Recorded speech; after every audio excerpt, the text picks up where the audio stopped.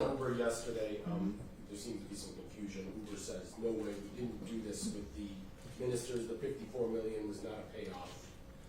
So here's what I said, and I appreciate getting the opportunity because I saw some of the coverage and it's not quite accurate.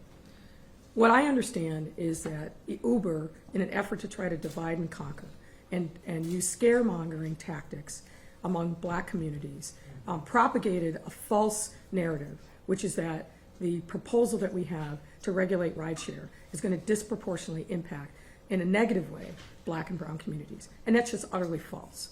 And in trying to divide and conquer, they offered up potential quote-unquote investments.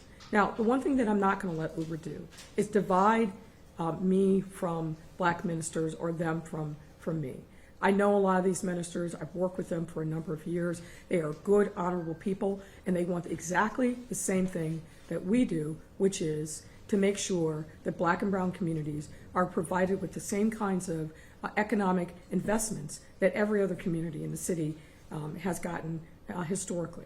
And I share that ambition, and I've spoken at length about it, and not just spoken about it, but we've made specific investments and are continuing to do so in those communities. But the bottom line here, this isn't about black ministers. This is about Uber and Lyft trying to avoid any kind of regulation and putting out a false narrative that they are somehow not responsible for the unbelievable congestion that we see every single day in the downtown area. They are.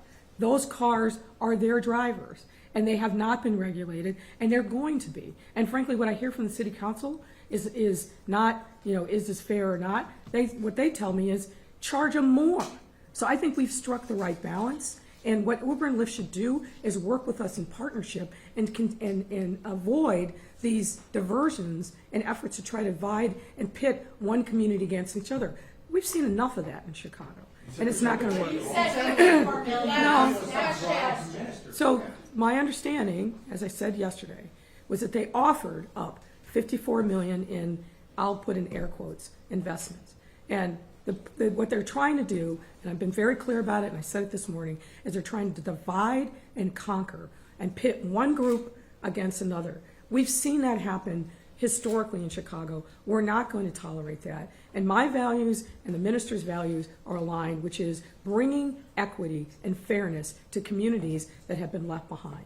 And I think that's very clear. And what we need to do is focus on what Uber and Lyft are trying to do and why it's important to regulate them because of the congestion that's caused. Every single proposal that they put out, not one of them, whether it's the $54 million or a more recent counter proposal, not one of them do they allow themselves to be regulated and deal with the congestion. They offer nothing to deal with congestion.